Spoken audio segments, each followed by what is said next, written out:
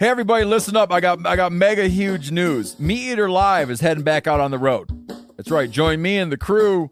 Clay Newcomb, Cal, Yanni, Spencer's going to be there. Phil the Engineer's going to be there.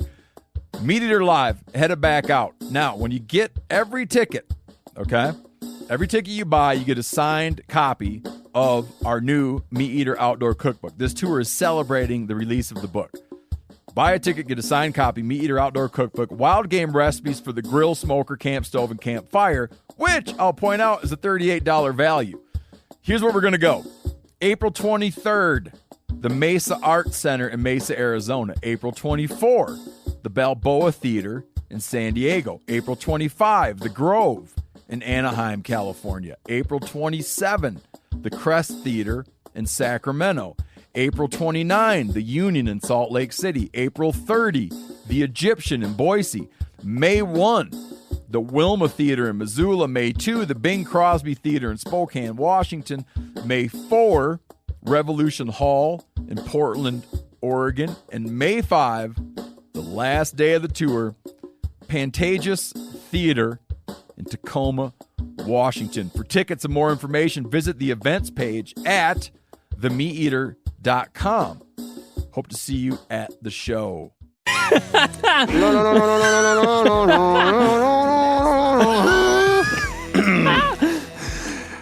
You're listening to another Big Buck Breakdown from the Element Podcast.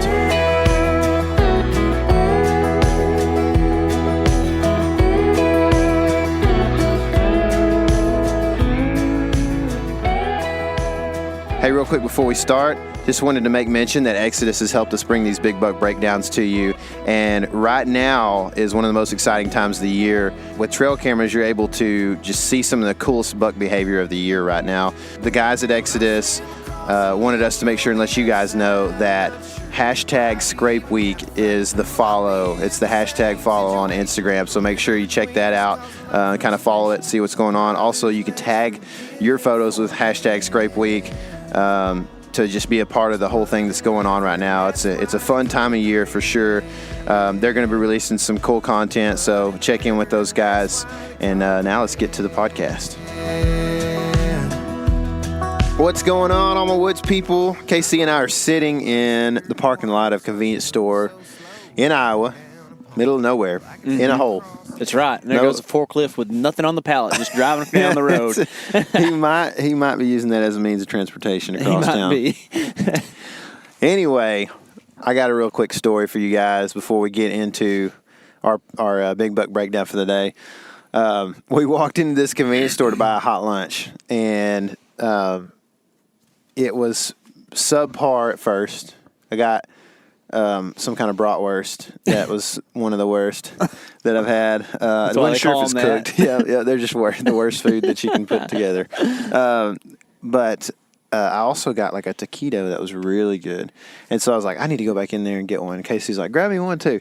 So I went in and I grabbed one, and the lady was asking me, I was grabbing them. She was like, hey, are you from Texas too? And I was like, how do you know my friend is from Texas?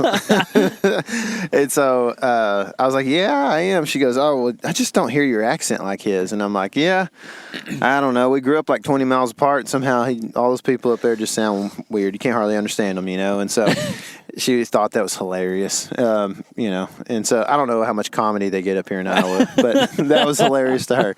And so one of the more comedic things happened directly after that. As I'm buying these taquitos, she goes, hey, that's going to be $3.82, I think is what it was. And I was like, okay. And so I pull out $3. Like, you know what? I think I got change from the last time I was in here 2 seconds ago before I scarfed down all these Lunchables.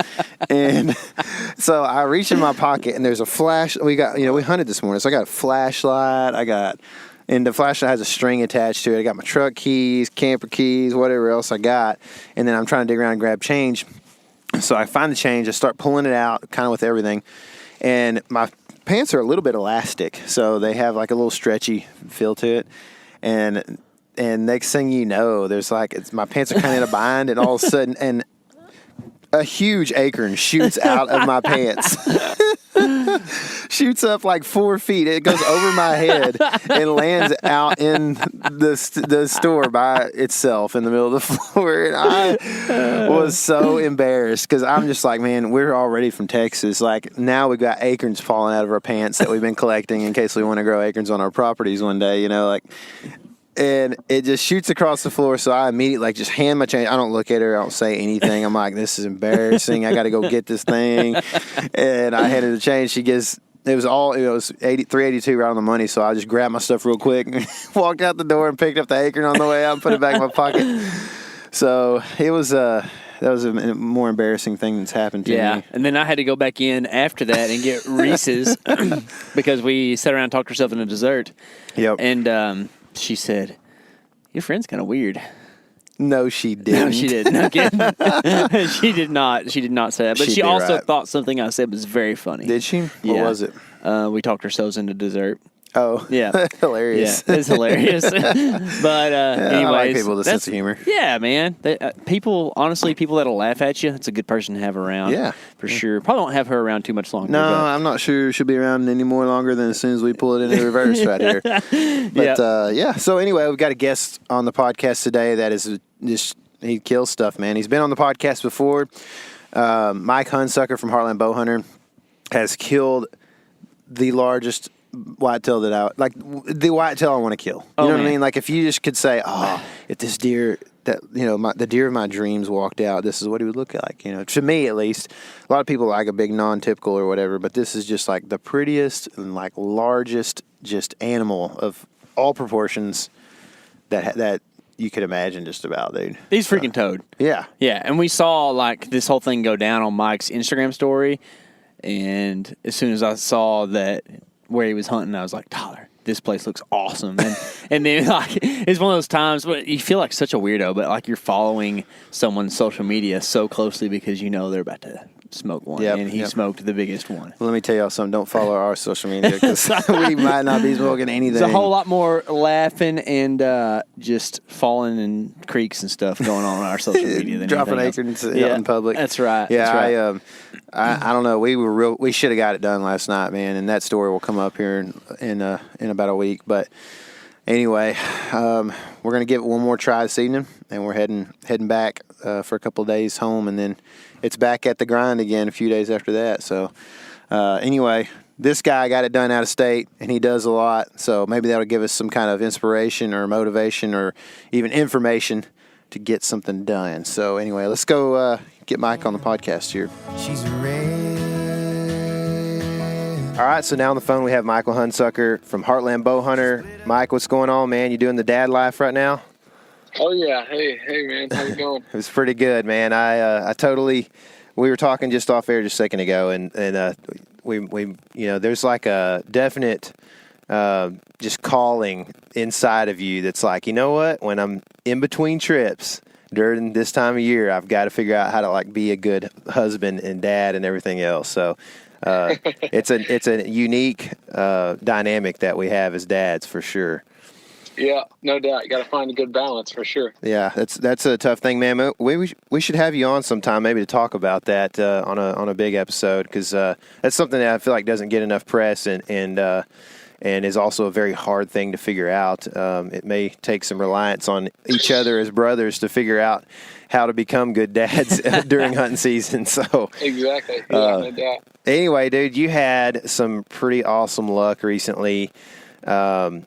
KC actually was the one who told me that you guys were, or you in particular, were seeing some really big deer out of state, and so I started checking in on you, and the deer that you shot, I believe, you had some little clips of him that you put on Instagram maybe like a day or two before you actually shot him, and I was like, I texted KC, I was like, dude, that whitetail that he is seeing is outrageous, man. So anyway, talk about that deer, man. Talk about the experience.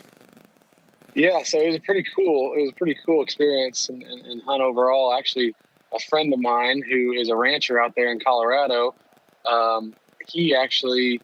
they just picked up this new place, and they have a ranch in the mountains where they have deeded acreage where they run cattle in the mountains on public ground, but they have on state ground, but they have the deed from the state. And so they in the wintertime they turn these cows out to winter pastures, and they picked up this new property that's on the Arkansas River, and he had contacted me, and we did a mule deer hunt together 2 years ago. I went out there and we had a good hunt. We didn't end up getting a mule deer, but we saw some giants hunting public ground there in Colorado. But he had contacted me. I was like, hey, we're gonna pick up this new ranch. It's on the river. It's got whitetails and mule deer. It should be really, really good. I don't know much about it, but you're welcome to come out and hunt it. We're gonna try to get some stands up on it this year and start trying to figure it out. And so I was all about that. I guarantee you. I was like, yeah, this sounds awesome. He sent me an aerial. I got to looking at it, and I was like, oh man, this is like kind of what dreams are made of. It's got just basic big cottonwood river bottoms, and so I was in on that. So he actually put some cameras up. He's not a huge whitetail hunter, but he put some cameras up this year and hung some stands and kind of got some nice deer on camera and was sending me some pictures. And he's like, man, I think we'll have a good hunt. And so anyway, I packed up and headed out there and loaded the trailer down with stands and cameras, and we kind of tore apart the property. We got there. He kind of gave us a quick lay of the land, and we drove the ranch roads and just kind of looked at everything. And it was a little different than I was expecting. Actually, I was kind of expecting it to be like alfalfa and a lot of irrigated crop fields, and so I knew that going into it. But they closed on the property late this spring, and so they weren't able to get like all the production they wanted in there. They weren't able to get the alfalfa and corn, that type of stuff. So there really was not much food at all. There's one big pivot on the property, and that was in forage sorghum.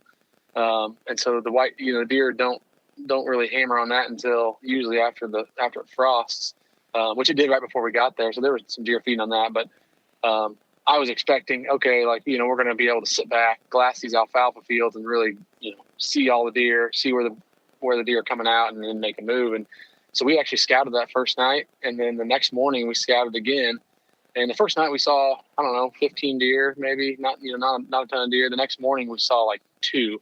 I was like, man, what is the deal? This is so weird. But it's all, so it was all a lot of overgrown pastures and stuff like that, so really, really thick. So I was like, man, they could be hiding anywhere. And so we kind of started the hunt on one side of the property that kind of adjoined the neighbor's property there that had some standing corn. And I was like, they could be in that standing corn too, so that could be part of the deal. And so we started in that side of the property, found a really cool, the deer were crossing, basically there's this big levee that ran all along, it kind of parallels the river, and it's irrigation canal that runs up to the ranch there. So that's where they get their water to irrigate the fields. And we found a few areas where the deer were really keyed on crossing that levee. They had almost like cut a trail through the levee. And so I put a reconics on each one of those. We found like 3 or 4 different ones, and I put a camera on every single one of them. And we hung some stands for some different winds based on what was in the forecast. And hunted that first night and had an awesome hunt, man. We saw so many deer. They literally just popped out of nowhere. Like you're sitting there, you could see for, 100 yards in all directions. And all of a sudden you just look up and there's a deer. Like it was this really tall sunflower in this tall grass, and they just hide in it. So it was pretty cool to see that we were like, basically, we were missing that from the scouting perspective. And, but as soon as we got in the stand and we're close to that, we could, really see them. And so, that first night, I don't think we saw a shooter, but we saw a ton of deer, and they were moving really, really good. Hunted the next morning and got eyes on a giant, 2 big mule deer bucks hanging with a group of 4. But one of them was an absolute giant. He was a big 4x4 or 4x6 with a drop time. And this is actually the deer that I ended up having the encounter with in the last day. But so the hunt kind of went on.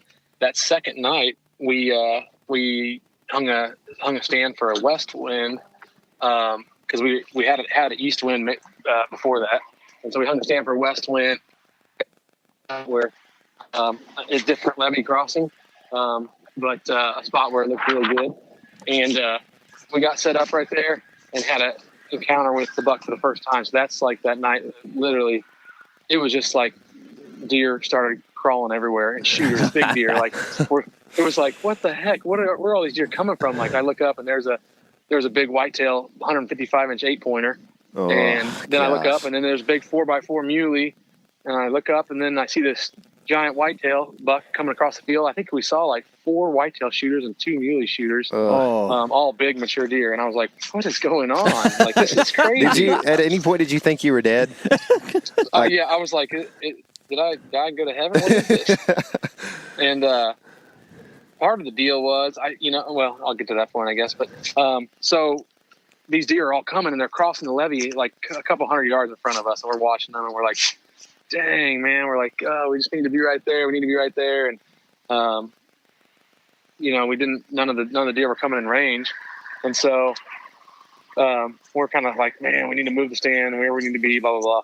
And I look up and here comes that whitetail. He turned and he come towards us. And I was like, oh, man, he's coming right to us on a string. And so he kind of comes down. And there's some other bucks with him and he's coming towards us. And that's the video you guys saw that I posted on Instagram. Where he was like basically coming in, but he was kind of going to skirt us a little bit. So I ranged the trail, a little buck walked by and he was like 52 yards. And I was like, okay, like that's my window of opportunity is going to be, right here. And I was kind of communicating with Brandon because he was filming and he was going to lose him. He only had like so far that he could see. And so I get him 52 yards. I draw back and I stop him. And when I stop him, he like gets kind of nervous and quarters to me. And so couldn't take a shot. I was like, he's just quartered too hard at that distance, an alert deer. I was like, I'm not going to take that shot. And so then he takes a few more steps. I stop him again. He does the same thing. And then he starts to leave. I try to stop him a third time. He kind of trots off and I was like crushed. I was like, oh my God, like that whitetail is like, I don't know what it was about him. I mean, obviously he's big, but just, his body is huge. Oh, he's a slob. His neck, literally just one of those deer that just like makes you quiver. And I was just like, gosh, man, like those opportunities. I hunt enough to realize like those opportunities don't come very often. Like they don't happen very often. And like it's one. I always try to be optimistic and think like, all right, like we're gonna stay after it. We're gonna get a shot at this deer. Like we did have this amazing night. Like literally the most amazing night of my life in the stand. And so I was optimistic, but at the same time, I'm realistic. I realize like those deer don't slip up very often, and he didn't spook terribly. He just kind of trotted off and didn't really know what was going on. So I tried to remain optimistic, but at the same time, I'm pretty real about knowing that it may never happen. So actually, that same night. Then the shooter 4x4 muley comes on that from the north of us a little ways and ends up getting to like 30 yards and it's just around like, but he's behind the tree. Brandon can't film him and it was getting real dark, and then at last light, the reason we set the stand that we were in was because 2 mule deer crossed that levee that morning on trail camera going back to bed. And so that's why we set that stand that evening. And sure enough, here they come. Last light, they come out. It was super like dark. We were like packed up basically, and they walked right by the stand. Like one was like 20, the other one was 30. So like we had 4 different mature deer in range that evening. And so yeah, and that mule deer, I could have shot the mule deer no problem if we weren't filming. It was still legal light and everything. But anyway, so yeah, we were like kind of like, wow, what a night, And so the next day we hunted and didn't see hardly anything. The next evening we hunted and same thing, just a few deer, and a couple days went on of that, and it was just like really slow and like no deer movement, and we were kind of wondering like, what the heck's going on? Was that a fluke? Like it was weird. It was weird that they were all together to me in the first place. Like not necessarily together, but they were all, within 500 yards of each other, kind of in an area, and I was like, that was weird. And I got to thinking, I was like, man, that morning before we saw those deer, the neighbor rancher was cutting his alfalfa next to that standing corn. I was like, I bet he ran them out of that corn, and they came and they all bedded on our side. And I was like, I bet that's what happened. And then they got up and they were all kind of together. I don't know. I was trying to think of how it could go from so good to so bad so quick. And I was just like, man, this is just weird. We're not seeing these deer. And I'm thinking, man, are we pressuring them? Are we doing too much? What's the deal? And so, I said the only thing we can do is continue to hunt hard and keep running cameras and kind of see. And that whitetail had avoided cameras all week long. Never got a picture of them at all whatsoever. Wow. And same thing with that drop time mule deer. But I was still getting some of the other bucks on camera.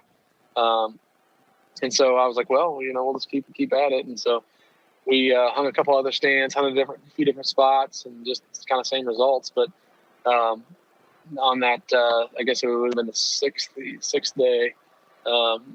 That morning we hunted really slow, didn't see much, and so we decided we finally were getting the east wind, so we can get back and hunt that first stand that we hung the first day and had that really good hunt.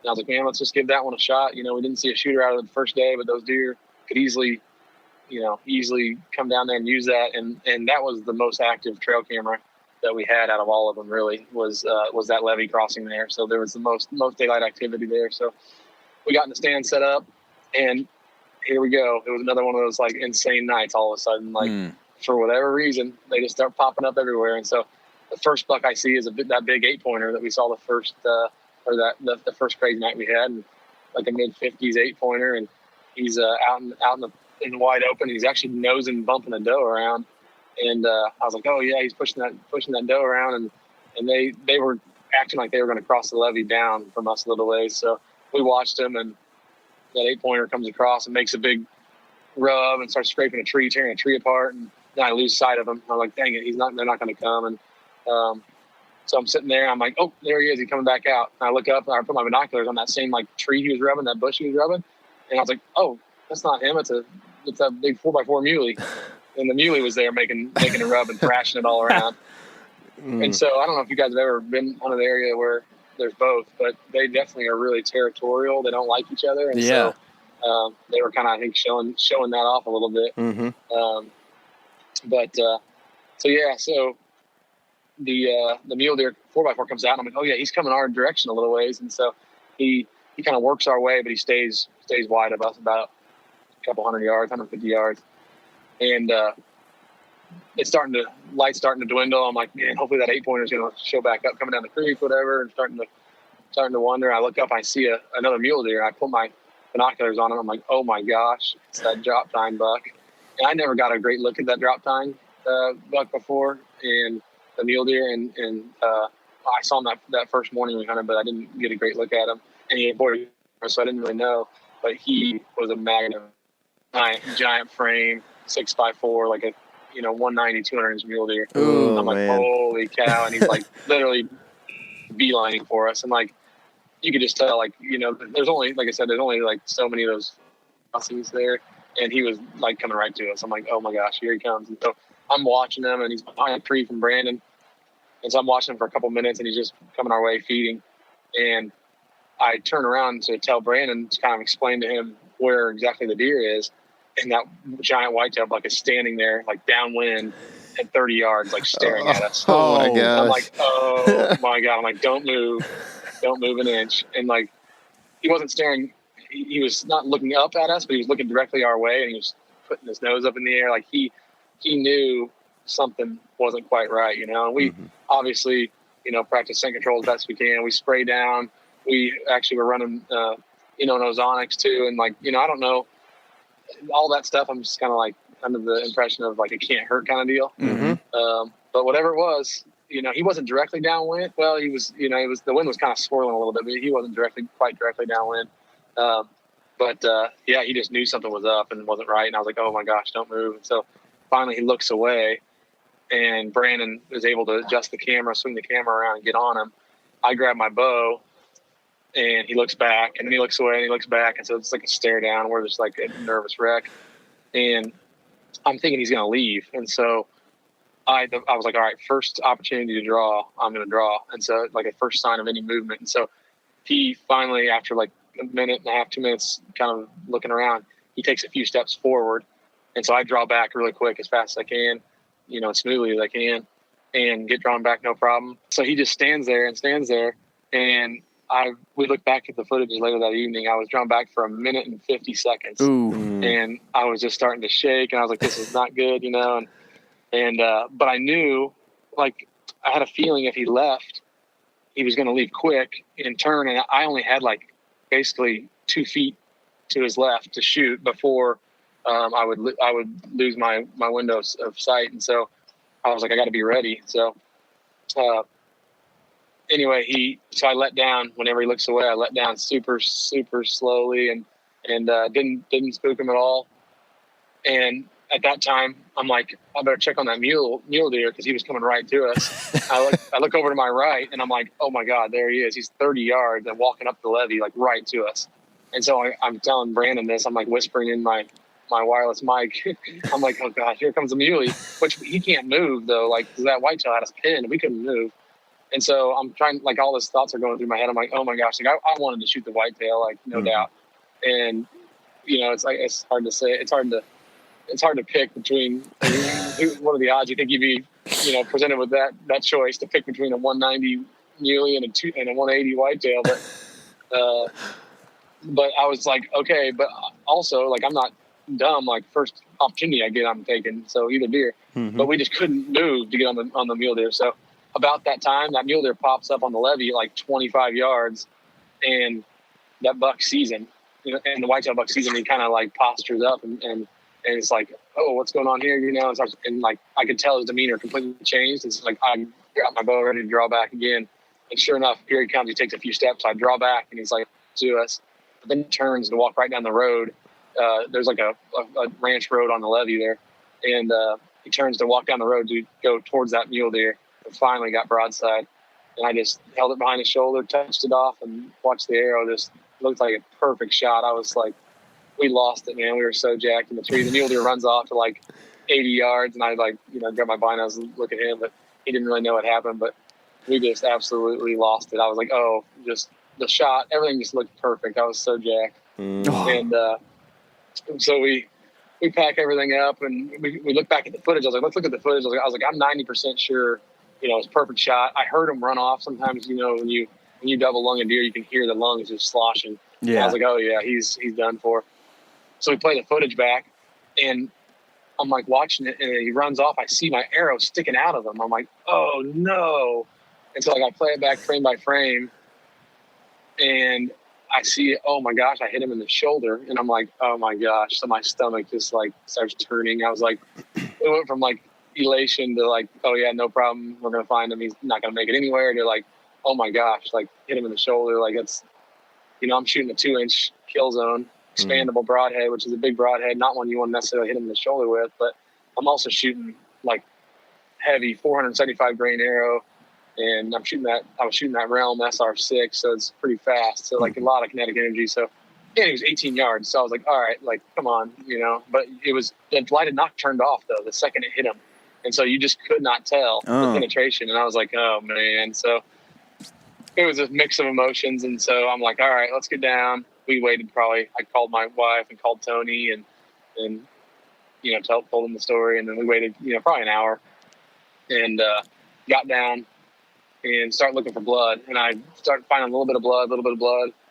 And all of a sudden I find some blood, and I'm like, I'm almost certain looks like two sides, like it's coming out both sides. I'm like, oh, that's a great sign, And I didn't want to push it though. I didn't want to bump him. And so, I'd gone only like 15 yards, and I go about 5 more yards, and I find the arrow laying there. It came out. And so I grab the arrow, look at it, and it looks like I got about 18 inches or maybe 2 feet of penetration. I was like, oh yeah. I was like, this is no problem. He's done for. So I was like, I'm gonna go a little further. But it was like it's super dry there. Everything's crunchy and loud, and so I was still a little hesitant to push it too hard. But I wanted to see what the blood looked like once the arrow fell out, and didn't take long to see. Like once he slowed down a little bit, the blood was coming out of both sides. It was gushing pretty good. I was like, oh yeah, he's gonna be right up here. And sure enough, we go about 50, probably 100 more yards. He probably went about 150 yards total. And there he was laying there in the grass. I could not believe it, man. It was, oh man, it was a surreal experience and feeling for sure. That's crazy, man. That's yeah. I guarantee you there will be a story or a question that comes up on our trip to Iowa here soon that is similar to what you encountered, where it's like, all right, a 190 mule deer shows up, and you have also a 180 whitetail in range. What do you shoot? Like that's just something that you just do, in the truck, and you never really think it's going to happen. And it actually happened to you. Yeah, literally both the biggest deer of my life, either one of them, both, biggest whitetail of my life, biggest mule deer of my life, both standing there, both in bow range like that. That's just, you don't even dream, that doesn't happen. Yeah. Oh man, that's crazy. It's That's nuts. So Unreal. cool. So cool. So when you, I like the way you guys go about it, man. Like, in a game that seems to be like so much about just like public land, and you hear all this big hype about it, you guys still are like getting permission and going and hunting private, and just like still scouting, still hanging stands, still moving stands, still putting up cameras and figuring deer out. Like that, it's real hunting. You know what I mean? It's still the real deal. And so I guess for me, as I've watched you guys throughout the years, I see you go and hang stands kind of prior to a hunt a lot of times. How can you talk about that process of like what you guys, why you guys are hanging stands, and like how long does that take? Do you lose a whole day when you get somewhere basically hanging stands and cameras and stuff? Yeah. I mean, we, honestly, we do it all. I love hunting public ground. I love hunting, we hunt public, we hunt private, we hunt stuff we lease, we hunt stuff we own, we hunt stuff we have permission on. Sure. We do it all. We hunt with outfitters. We do it a little bit of all. And, I'm for everything, I Sure. love it all. And Yeah. it's funny, because I got a few comments about that deer, like people like, oh yeah, nice, I'm glad the outfitter had him tied up for you, kind of deal, like kind of like low blows, kind of like they were just like, oh cool, big deer, but it was an outfitter, and basically, they just put you in the tree and you killed it. And that was, couldn't be any further from the case. Yeah, I'm blessed to have the opportunity to hunt, this piece of this private property, but and my buddy Tony obviously, had been there and put some cameras up during the summertime and some stands up, and obviously was able to give me some information to get started. But I don't even know if Tony had hunted it yet. I don't think he had hunted it yet, maybe once or twice. So like really we had no information at all.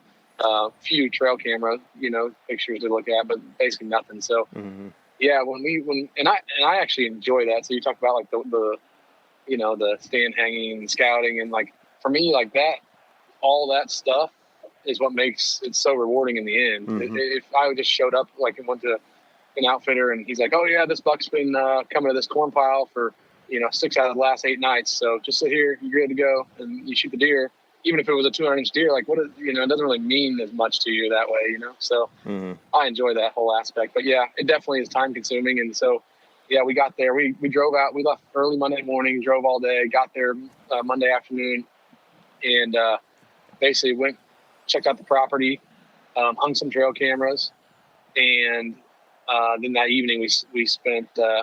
We didn't get cameras up the first day. We just kind of drove the property, took a look at it, and then we scouted that evening.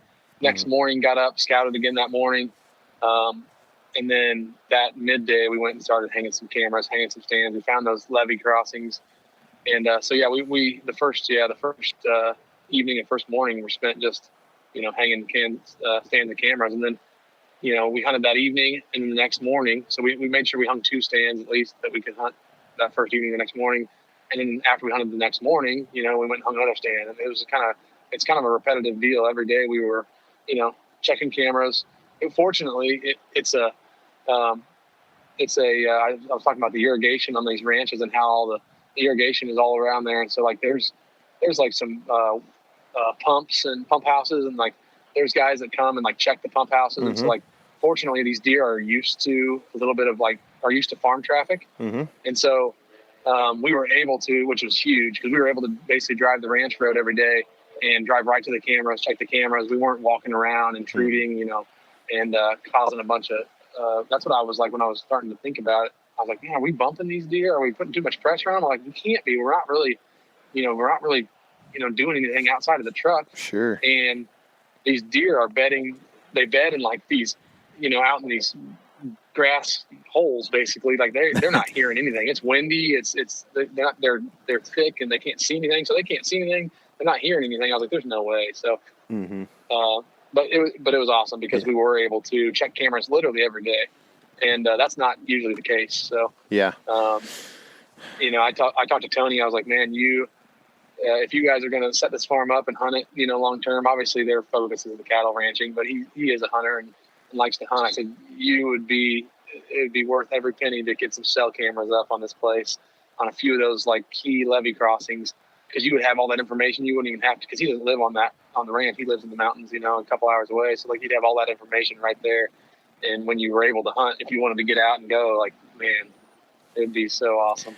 Dude, can Tony give me some advice on how to live his life? I mean, live in the mountains and hunt big deer, on the plains or whatever. That'd be pretty awesome. Bust his tail, though. He's a hardworking guy. He doesn't get a lot of time to hunt, so when he does, he tries to take advantage of it a few days here and there. So yeah, for sure, man. I hate that you guys have to do this, and I know you've dealt with it for years now, probably. But it's kind of sad to me that you even have to defend the way you guys hunt, man. I mean, it's and we have people that sometimes say things to us, and it's just like, man, why are you even making this underhanded comment? And I know you guys probably deal with it on an exponentially bigger level than we do. Do you try to go through comments like that and inform people sometimes, or has it gotten to the point where it's wasting time away from my family or something like that? No, I always try to address it, because a lot of times people like they have these emotions or feelings, and they they're behind a keyboard and they're like, oh yeah, I'm going to say what I want to say, but I found so many times that if you literally address those comments and talk to people, 90% of the time they literally change their tune instantly, and they're like, I see where you're coming from, and like, oh yeah, I love the show, man, love the show. Like they don't think you're going to answer, and then when they answer, they're like, oh wow, you answered, like, oh cool, but yeah, I hate that. Like we're all on the same team, like public, private, like outfitter, like there are extremes, but like if to each their own. If you're happy with but what y'all are doing is not radical. It's not like radically one way or the other. No. So and like, I don't know. It's just I'm not for bashing other people and taking away from whatever they're proud about. I mean, if you want to shoot a 3x3 2-year-old mule deer and you're stoked about it, then that's so be it. Like it's all personal. So. Yeah, man. It's about just having fun, and loving to do it. And I like what you said about not about bashing anyone. And really, it's just. Some people just get jealous because maybe they have to work that day and you don't. Or because you have a 190 and a 180 in front of you. like I'm jealous right now. Yeah, man. Honestly, like that. When you started that Instagram story, like I didn't care if you shot a big deer or not. I just was living through it, because when I dream about deer hunting, it is in a Cottonwood Bottom in the plains. Like it is the coolest place ever, man. It's so beautiful, and I love the way deer act there and stuff like that. But it sounds like you didn't have a lot of information about, what you were getting into, size-wise on their quality of animals, So, like, how did you manage that once you start seeing, like, oh, there's a 155.8. Oh, look, there's a 190 mule deer. Like, how do you, I guess, maintain your composure and then also actually decide, what you're going to target and what's going to make you happy whenever, I guess, your expectations – they probably weren't low, but they probably weren't as high as what you achieved, right? Right, exactly. Yeah, no, I didn't, going into it, didn't know what to expect. And that's why I like to spend a lot of time scouting ahead of time. Like I was like, I want to get a lay of the land. I want to see what quality of deer are on the place. Because obviously, I want to kill the biggest, most mature deer there is. That's my end goal. But does that always happen? Like, no, it's not always the case. But you want to get an idea of what to expect and set your standards realistically. So, if I got there and scouted and didn't see a whole lot of big deer and, 140-inch mature deer comes by, I'm shooting them, obviously. So, but yeah, so it's every, property situation is unique. And, at that point in the hunt, I was, it was the 6th day and I had, had that one incredible night, but that was basically it. And I was like, man, like, I don't know if we're going to get an opportunity. Like, it seems like that was a fluke. Like, was that just a fluke? What's the deal? And so, we were, all these things were, going through our head. And, I can assure you, I was not going to pass an opportunity at any mature whitetail or mule deer that came by at that point. I was not going to be choosy, but, of course, in the back of my mind, obviously I would love to kill that whitetail. That was I had my heart set on after that first night, and then slowly Yeah. I'd kind of like, okay, maybe it's not going to happen. But yeah, it's interesting. We always, depending on the property, kind of just try to get an idea of what's on there, and then set our standards or our sights on whatever we think after that. Yeah, for sure. How much? And I know this is kind of a touchy thing sometimes, but you're in the business of making TV about hunting, right? So it's Yep. everything you do is partially a business choice, right? So how much does that ever play into, like, you know what, man, I'm going to sell out and try to go kill this, giant 180 whitetail, and if I have to eat the tag, it's fine. Or, you know what, I need to go and make sure I get a harvest and get it on film. That way, we can feed our families. Yeah. I mean, there some of that does play into it, but fortunately, we've kind of set it up to where hope that shouldn't play into the situation as much. Mm-hmm. I mean, we have a great team of guys that we're out there hunting hard, and like we know that based on the amount of hunts that we do and how hard we hunt and the number of guys we got. Like, granted, everything obviously comes down to luck at the end of the day. Yeah. You got to have the animals cooperate, but we know that we should be okay. So I know it's gotten in over the course of the last 12 years, like Sean and I have had years where, like, man, you just get, you almost let the stress get to you of trying to, shoot a deer. And that takes the fun out of it. And so we try to eliminate all that if at all possible. Sure. Yeah, man, that's awesome. Like you said, it's, at the end of the day, like, we want to obviously produce an episode. And so, like, we've had trips where actually, like, the last time I went out and hunted in the mountains with Tony there in Colorado on the public ground, we hunted hard, I think we hunted like in the 8 or 9 days, and we were getting so close. Like, we had everything we needed for an episode, and we were getting so close to getting these deer. I was like, man, I just didn't want to. I don't like giving up. I just don't like giving up. And so we kept hunting and hunting and hunting, and finally it was like, all right, I think it's just time to pull the plug, throw the towel in, and so we did, and it's just tough to do for me, anyways. I just don't like giving up. So. Oh yeah, for sure. Well, Yeah. I think you probably had enough experiences on this trip to make 3 or 4 episodes with the size of that buck and all the big deer you saw. So you made up for it for sure. Yeah, no, it should be a pretty cool episode when it all comes together. I'm looking forward to putting that one together. And our guys are already working on. We're gonna do a little highlight recap of the hunt, and they're working on that now. So we'll be releasing that here pretty soon. That's awesome, man. Well, okay, so as far as just content from you guys, what's the best way for us to see what's going on and to see that highlight reel and other things? Man, content world is crazy right now. We have stuff literally everywhere, and we're trying. I'm waiting for the time when one platform rises above, because gosh, man, we're spread thin as it is. But our stuff's everywhere, man. We're right now, the most recent stuff we're releasing now is our new episodes of Behind the Draw, which is our digital mini series we release through YouTube, Facebook, Instagram. So every Sunday we got a new episode coming out of Behind the Draw. I think episode 4 or 5 aired this week, so we got 5 or 6 weeks more. So we do 10 episodes there. So those are coming out on YouTube, Facebook, Instagram. Actually going to be on Amazon Prime as well. And so that's the most recent content. But we're putting stuff on YouTube on a regular basis. Obviously, social media is the best way to kind of keep up with us throughout the season. We're always posting stuff there, content.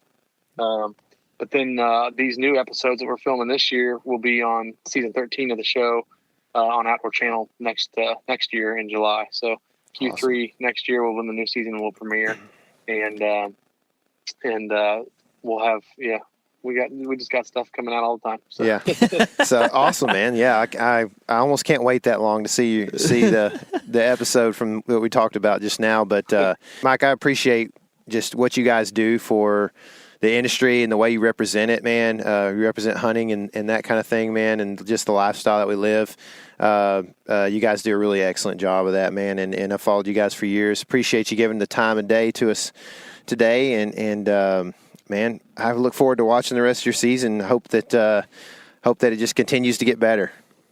Yeah, absolutely, guys. I appreciate you having me on, and for anybody who's listening that wants to kind of see the behind the scenes unfold, I saved it to my highlighted story on my Instagram page there, so you can click on the page. It's right there below the profile picture, all those highlights. And so I got it saved on there. So Cool. you can see it all go down, and then we'll be releasing that highlight here shortly. So All right, man. That's awesome. We'll link to the behind the draw stuff. We'll link to, or we'll put Mike's Instagram handle down in the notes below as well. So check out the notes and find all the content that we can find and that Mike gives us. So, Mike, we appreciate your time, man, and good luck the rest of the season, dude.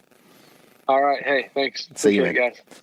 So if you haven't seen the picture and you've heard this podcast, you need to go on the Instagram and look at Mike's picture of this deer, because it is really what got me going. And I don't know what it is. People say this, and sometimes I don't believe them, and then some people, I'm sure that they can relate to me here. But like when a deer has a huge body, which like the one we're chasing right now, when a deer has a huge body, like even if the antlers aren't that big, it's just something about it that just makes me think, man, that's like a special deer. You know what I mean? They just don't get that big, and they don't get that old very often. And so when I saw the video of Mike's deer, I was like, dude, this animal is just an absolute specimen. You know, it's like when you look at J.J. Watt, you're like, not everybody can be that. You know what I mean? And that's what this buck is. So go check it out. The video that he posted like a couple nights before he killed that deer was just go through the series and look at them. Yeah, it's on his highlights on his story. And then it'll be on, I guess, would that be season 20? No. 12 or something like that. 13, something like that. Yeah. He said there's been it. a bunch of them. Yeah, he said it in the thing. But he'll be next year's. Yeah. So that'll probably next summer whenever you're really wanting to deer hunt and you can't because it's 100 degrees. Yeah, that's right. Anyway, go check it out. Look at the picture. It's awesome. Also, how incredible is it that he was just hunting huge mule deer too? Oh, I know. It's like, which mule deer, which whitetail, I don't know. Like a lot of times when people are hunting mule deer, they're also like, oh, there's a 140-inch whitetail too. That'd be kind of cool to shoot. But not often are you hunting a whitetail that's like the same size as the mule deer that you're hunting on the top. Nuts, Crazy. man, crazy. So, well, anyway. maybe we can go find the same mule deer-sized whitetail tonight. I mean, I hope at least body-wise. I'll be happy with that. Yeah. So, anyway, this is our last hunt. We're heading out in the morning, and we're going to get back after it in a few days. I'm sure we'll actually probably be hunting in no time once we get back. It's just probably be local, you know? Yeah. So. I mean, I'm going to try to hunt on the 1st for sure. It's kind of my plan that morning. If I can. All right. Well, anyway, follow along with us on social media and stuff. I'm sure really the Instagram stories is where we post our kind of day-to-day things that happen. And then as we don't have a huge team to just pump out a ton of content this time of year. We're just hunting a bunch. So we'll try to get it out as timely as we can and as soon to you as possible. But it may be a few days after it actually happens, and that's the world we live in. So hopefully you guys can have a little patience, and I hope that it jacks you up to see some of what's going on with us. And remember, this is your element. Living it. I've always heard blood is thicker than water. It's why she moves so slow when you look down upon her. Well, I can see it cross and it still looks the same. It's a rain.